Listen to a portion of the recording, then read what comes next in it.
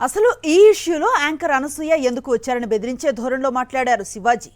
అనసూయ రుణం తీర్చుకుంటానని ఎటకారంగా కామెంట్ చేశాడు. ముఖ్యంగా అనసూయ గారు నా ఇన్సెక్యూరిటీ గురించి మాట్లాడారు.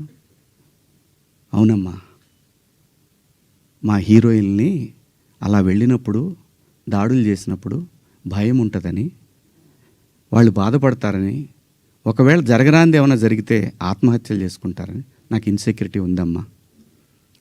ఇంకోటి, నా మీద మీరు జాలి చూపించారు, ఐ పిటీ హిమ్ అని. చాలా థ్యాంక్స్ అమ్మా.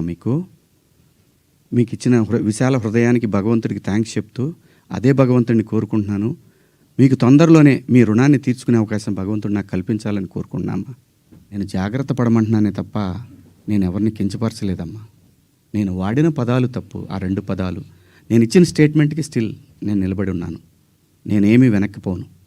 మహిళల వస్త్రధారణపై సినీ నటుడు శివాజీ చేసిన అసభ్యకరమైన వ్యాఖ్యలు తీవ్ర దుమారం రేపుతున్నాయి.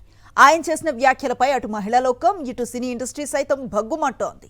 నటులే కాకుండా అన్ని వర్గాల వారు తీవ్ర స్థాయిలో విరుచుకుపడుతున్నారు.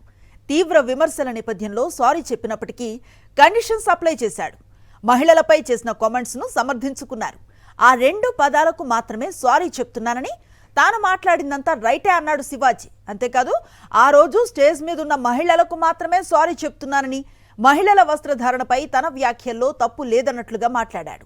ఎవరికి భయపడనని, తన స్టేట్మెంట్కు కట్టుబడి ఉన్నానంటూ రచ్చ రాజేశారు శివాజీ. 30 ఏళ్ల తన సినీ కెరీర్లో ఎప్పుడూ ఇలా జరగలేదంటూనే తానిచ్చిన స్టేట్మెంట్కు మాత్రమే కట్టుబడి ఉన్నానన్నాడు శివాజీ. తిరిగి నేనెవరితో అయినా మిస్బిహేవ్ చేశానా? సినీ ఇండస్ట్రీలో తనకంటే పెద్ద పదాలు ఎవరు వాడలేదా అని తిరిగి మీడియా ప్రతినిధుల్ని ప్రశ్నించారు. ఇంత చిన్న పదాలకే మహిళా కమిషన్ వరకు వెళ్లాలా అన్నాడు శివాజీ. అసలు దండోరా చిత్ర ప్రీ రిలీజ్ వేడుకల్లో మహిళల వస్త్రధారణపై శివాజీ ఏమన్నారు, ఇవాళ మళ్ళీ ఎలా సమర్థించుకున్నారో ఓసారి చూద్దాం.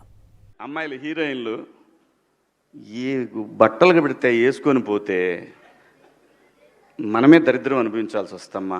ఏమనుకోవద్దు, హీరోయిన్లు అందరూ మీరు అనుకున్నా నాకు పోయేది లేదు, లాగి పీకుతాం మనం, అది వేరే విషయం. కానీ మీ అందం చీరలోనో, మీ అందం నిండుగా కప్పుకునే బట్టల్లోనే ఉంటుంది తప్పితే సామాను కనపడే దాంట్లో ఏముండదమ్మా. అవి వేసుకున్నంత మాత్రాన చాలామంది చూసినప్పుడు నవ్వుతూ అంటారు, కానీ ఎలాంటి బట్టలు ఎందుకు వేసుకుని కాస్త మంచి వేసుకోవచ్చుగా, బాగుంటావు కదా అనాలనిపిస్తుంది లోపల. అనలేము. అంటే మళ్ళీ స్త్రీ స్వాతంత్రం లేదా, స్వేచ్ఛ లేదు. స్త్రీ అంటే ప్రకృతి, ఎంత అందంగా ఉంటే అంత గౌరవం పెరిగిద్ది. గ్లామర్ అనేది ఒక దశ వరకే ఉండాలా, ఇంతవరకు ఉంటే పర్లా, అది ఇక్కడికి రాకూడదు.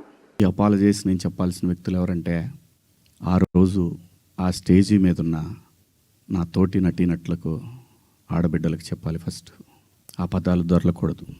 నా జీవితంలో ఎప్పుడు దొరలలా. అలాగా 30 సంవత్సరాలు అయింది ఇక్కడికి వచ్చి నేను. దానికి మీ అందరికీ సిన్సియర్ అపాలజీస్ చెప్తున్నాను. ఆ 2 పదాలకి, నా ఆడబిడ్డలకి. నేను ఇచ్చిన స్టేట్మెంట్కి మాత్రం కట్టుబడే ఉన్నాను. దాంట్లో ఎవరికి భయపడేదే లేదు. ఆ 2 పదాలు మాత్రం unparliamentary. From my soul I regret. అవి మాట్లాడటం తప్పు. Apologies very clear. శిక్ష వేసేవాడు కూడా ఫస్ట్ ఇంటెన్షన్ చూస్తాడు. ఇది ఏ ఇంటెన్షన్తో మాట్లాడాడు? జడ్జి అయినా, ఈవెన్ కేసు తీసుకునే ఎస్ఐ అయినా ఉమెన్ కమిషన్ దాకా పోవాలన్నా. అయితే ఈ 2 పదాలు నాకంటే పెద్ద పదాలు ఎవరు వాడలేదా ఈ పరిశ్రమలో?